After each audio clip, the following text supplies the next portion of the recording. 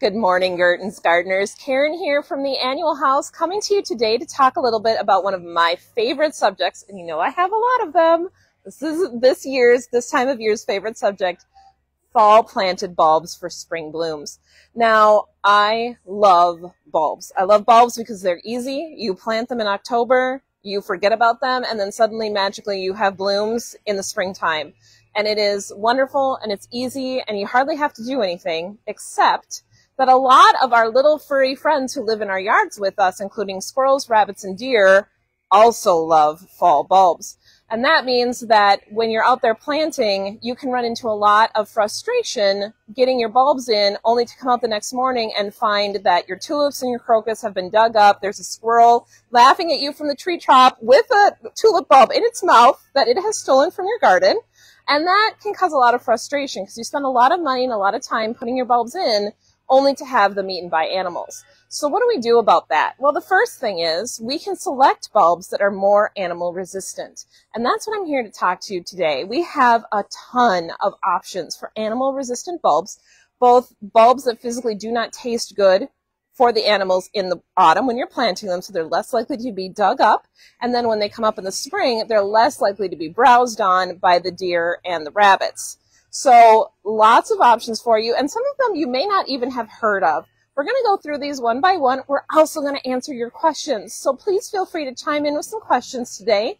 And if you miss our Facebook Live event and you still have questions about bulbs, regardless of whether it's about animal resistant bulbs or anything else, I will be checking the feed today. So go ahead and drop those right in and I'll get back to you. Let's start.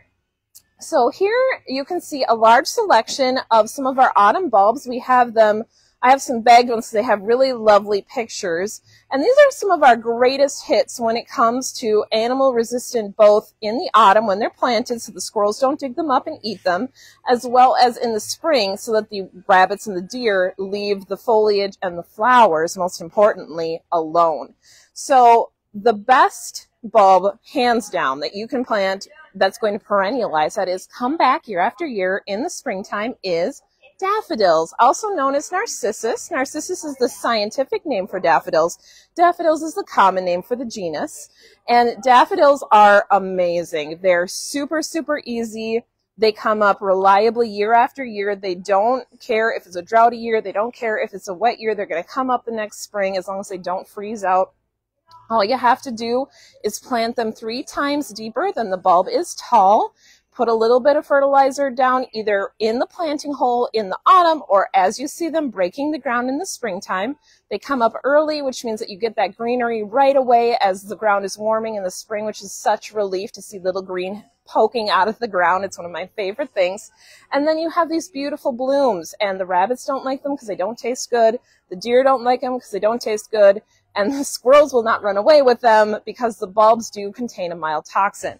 So if you're wondering what a daffodil bulb looks like, this is actually Reinfeld's early sensation, one of the earliest daffodils to come up in the spring, and it's a trumpet, which means it's a big buttery yellow with a nice round trumpet in the middle. A beautiful traditional daffodil, really nice. And you can see here, this is what daffodils do. So they have the main mother bulb, and then they'll make a baby bulb, and this is where your next more and more and more of the clump is going to be formed from these little babies. So daffodils like to reproduce. They do it very easily, and you plant 3 to 5 of these.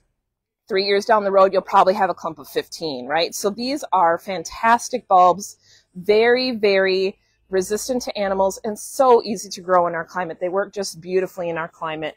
And you can see here from the bags that I've got up here, we just have a ton of different options. You know, everybody, of course, thinks, right, this is a daffodil. It's yellow, it's got a big trumpet-shaped cup, and that's what a daffodil looks like. But in fact, daffodils have so many varieties. You have little tiny ones with little double blooms. You have tall ones with, this is a poeticus. This is a species, how the daffodil grows in nature, with that lemony cup with a bright red rim. I love poeticus. Here's some pink daffodils, and they kind of come in ranges of apricot to like a deep coral, really beautiful.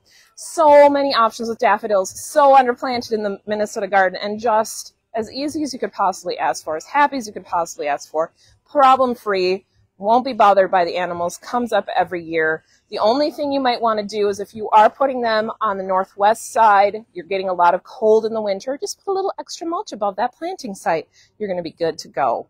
Let's talk about some more classics, and then I'll get into a few of the little bit rarer bulbs. Of course, most of you from our wonderful spring bowls are going to recognize hyacinth. And hyacinth is another great, easy to work with spring bulb. Smells amazing. So if you, like me, oops, I'm touching the mic. If you, like me, love fragrance, you're going to love growing hyacinth. Now, hyacinth a little bit tender, so you do want to put a little bit of mulch over them, and don't bury them too high or your hyacinth will be just poking out of the ground and you'll have a flower about that high off the ground. So don't put them in too deep. And if you're planting your hyacinth, they can cause dermatitis. That is a rash on the skin. Some people are sensitive, some people are not. So make sure you're planting with your gloves on. But hyacinths are very easy to grow. Again, the rabbits, the deer, and the squirrels are not going to eat them because they do have some toxins in the bulb that make them not good to eat. And they're just beautiful. They're so classic. Nothing says Easter time like hyacinth, and nothing smells like springtime like a hyacinth does. And speaking of hyacinth, let's talk about grape hyacinth. This is another underplanted bulb, and it looks spectacular with all of your other bulbs. This deep royal blue color.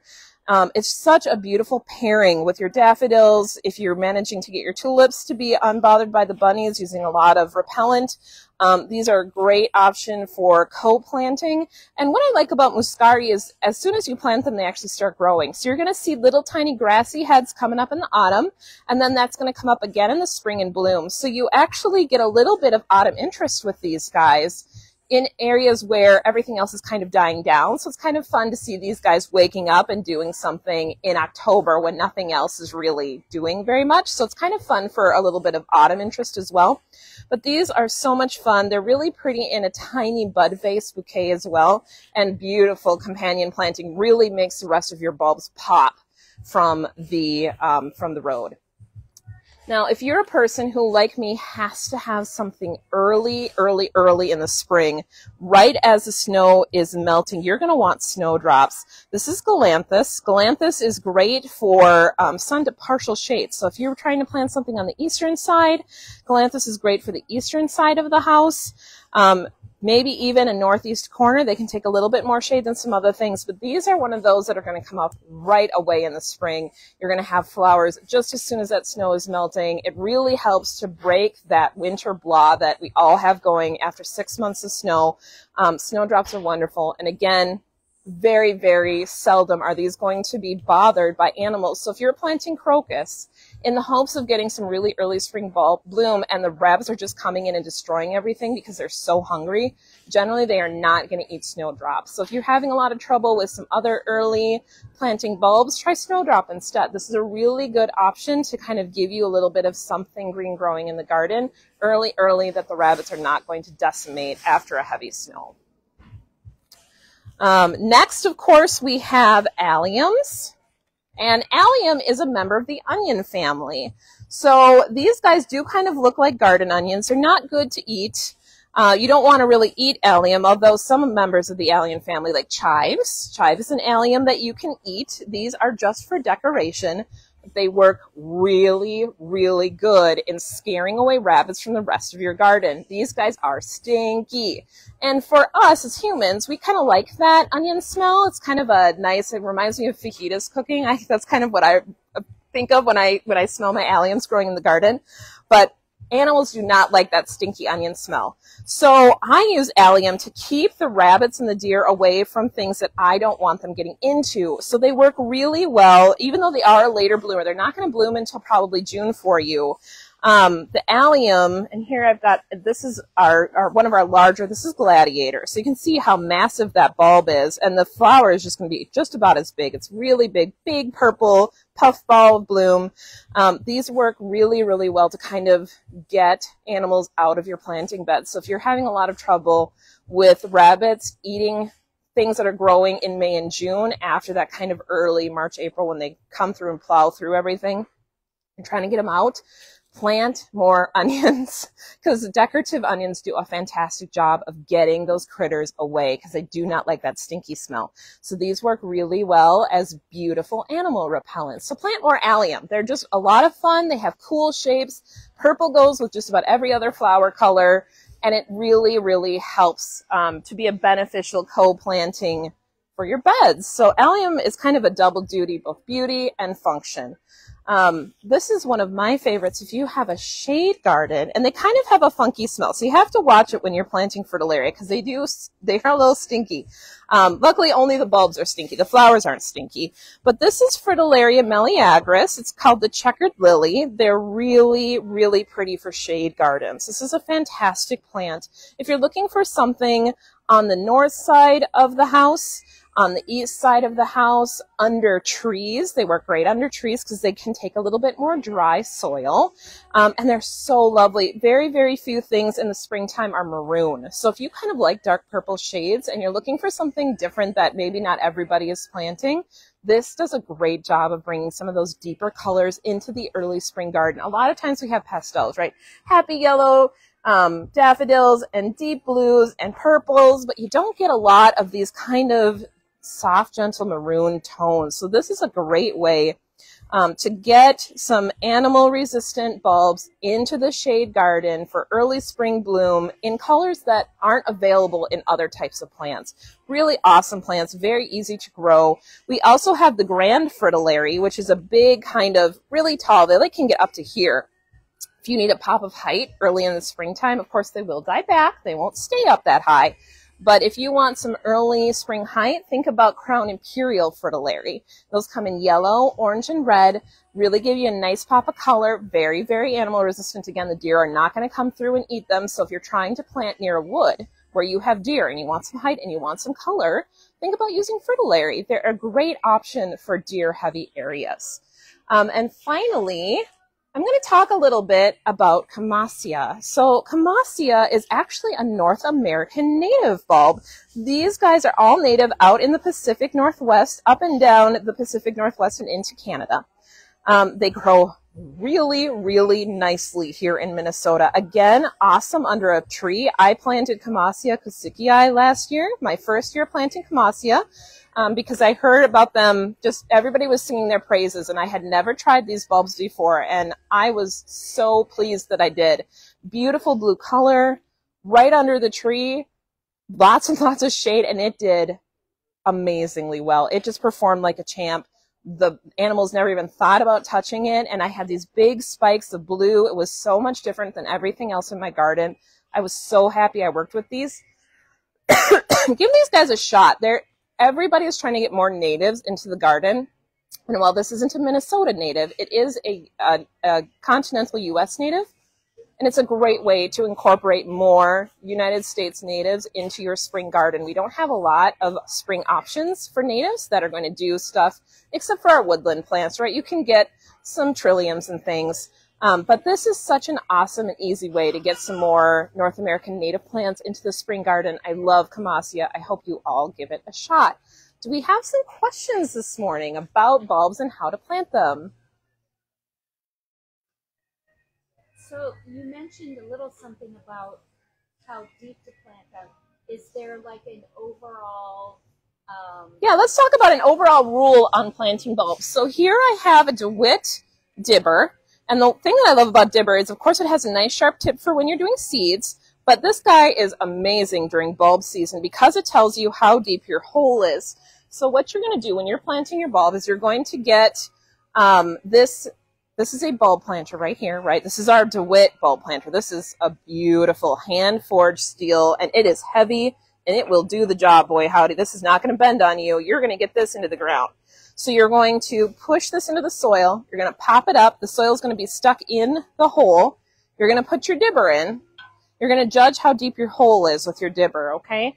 And let's say that we're planting our Rheinfeld Early Sensation. So we're going to measure how tall our Rheinfeld Early Sensation is. And you can see that it's about 2 to 3 inches high. That means that I want to go up to about 7 inches deep, right? 2 to 3 times as deep as the bulb is tall. So I've measured on my dibber. I'm at about 3 inches, I can go down to 9 max. I wouldn't go deeper than 9, but 7 would be good. So I'm going to dig my hole. I'm going to measure with my dibber. I might even put in a little bit of bulb tone at the very, very bottom of my hole just to provide a little bit of extra nutrition. Just sprinkle a little, don't need much. Don't overuse your fertilizer. A little bit of bulb tone, a little bit of soil on top of that. Put my daffodil bulb in, point it up. This is where the growth tip is going to be. So don't do it this way. Don't do it upside down. Here's your roots. The roots go in the soil. Excuse me. You're going to plant it just like that in the hole. You're going to cover it up, tamp it down, and then your squirrels are going to leave it alone because it's a daffodil, so it's not going to get eaten. Same thing with an allium, right? So the allium, much bigger, and you can see he's a chonky boy, solid 3 inches. So I want to really dig a nice deep hole for a big allium like this. I'm going to go down probably 9 inches. So I'm going to measure my dibber. I'm going to put my finger in. I'm going to go up another 3. Okay, that's as deep as my hole needs to be, right? So I need to have a nice deep hole for a big bulb like this. Now, let's take a look at a smaller bulb. I'm going to grab a squill right here. And squills are a teeny, teeny, tiny bulb. They work really good in shade. Sometimes rabbits will eat these. So if you really want to make sure you're seeing your squill, they are a little bit later blooming, which helps. Because by then the rabbits are starting to feed on grass and things. They're maybe less likely to eat the squill. But I'm going to measure on my dibber.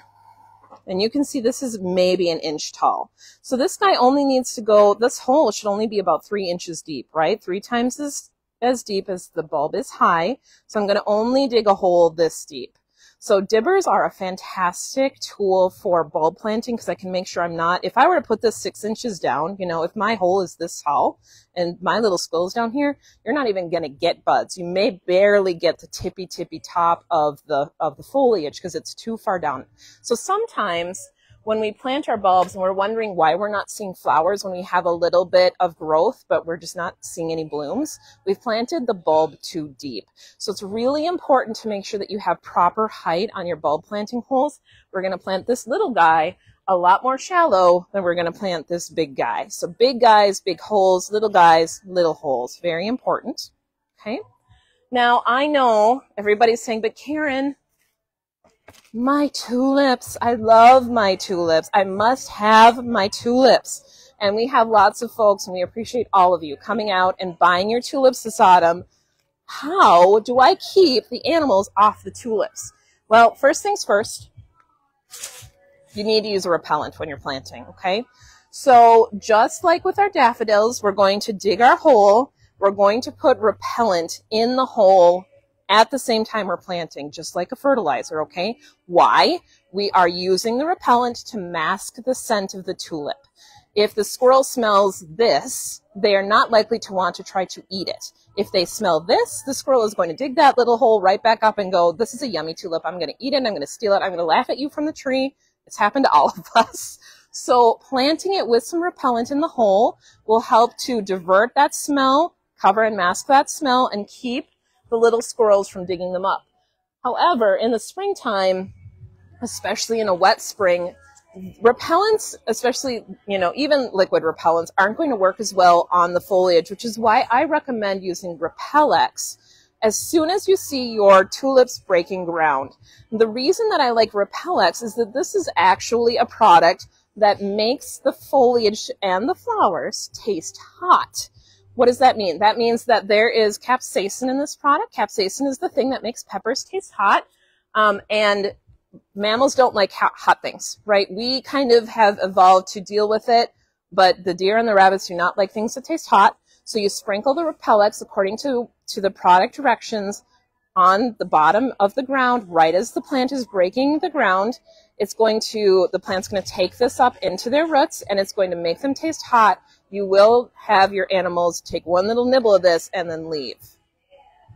So another question is on watering. After you've planted, how much watering do you have to do? So with most bulbs, you actually do not want to water. Why do we not want to water? Number one, if you're going out this weekend and planting your bulbs, you're about a weekend too early. You do not want to plant your bulbs until October. And you don't want to water most of these guys, especially things that stay dormant like tulips. your daffodils. If it's not making any kind of root in the autumn, you do not want to water because you're going to contribute to bulbs actually rotting in the ground, which is another big reason why folks have bulbs that don't come up in the spring. If you go ahead and you planted your tulips at the beginning of September, right away when we bought them, and hopefully you heard one of us telling you, wait until October to plant. Don't plant them now. It's a great time to buy. It's not a great time to plant. The soil is very warm. Now we've had almost 4 days solid of rain. Those bulbs are sitting there dormant. And what happens here, right? If we're trying to keep these bulbs dry in the greenhouse, because if they get wet, they start to rot. The same thing is happening in your ground, right? So the bulbs are dormant. They are not waking up. They are not growing. They are not making roots. They're just sitting there. Especially tulips, they're really bad about this. They're just going to sit there until spring. It's a great reason to be able to get your tulips in late, right? So we say, oh, Karen, I get calls. It's November. I still have tulips in the garage. What do I do? Well, you plant them. If you can get a shovel in, you can get those tulips planted. They don't care. They don't care if they've been sitting in the ground. If they're still viable, they can go in the ground because they're not actually waking up until the springtime. That means do not water your tulip plantings in the autumn. If it rains, it rains. You have no control over that. The only thing you can control is your planting time. Now, with things like muscari, right? I was talking about how the little muscari come up in the autumn. These guys you can water. Now, we've had a lot of rain, so you don't have to. If the soil is moist when you are planting them, there's no need to water the bulbs. They're probably one of the easiest things to take care of, honestly, because you don't have to do a lot of the care that you would do for transplanting shrubs and perennials this time of year, where you are watering them a lot. You're trying to get those roots in. With the little bulbs, they are designed, they have evolved this way, right? To sit dormant in the ground. They'll take the water that they get. They'll wake up a little bit. They'll make their roots. This muscari are growing a little tiny bit. You can water them if you want to. It's not a big deal if you don't. They're forgettable. It's one of the things I love about bulbs. You plant them, you forget them, you walk away in the springtime. As long as the squirrels haven't eaten them and the rabbits don't come and mow them down, voila, you have flowers. It's like magic. It's the easiest thing you could possibly do. All right, everybody, that's it for us this morning. Come out and see us. Come out and talk to us. We have a spectacular selection of spring bulbs for you to pick from. And if you have any questions, whether it be about animal resistance, protecting the bulbs that you've purchased from animals, planting time, planting depth, sighting, making sure that you have enough light for which bulbs you selected, you just come out and see us or drop a question right in the comments on the Facebook Live, and we're happy to answer. I look forward to seeing you, Gerton's Gardeners. Have a fantastic day.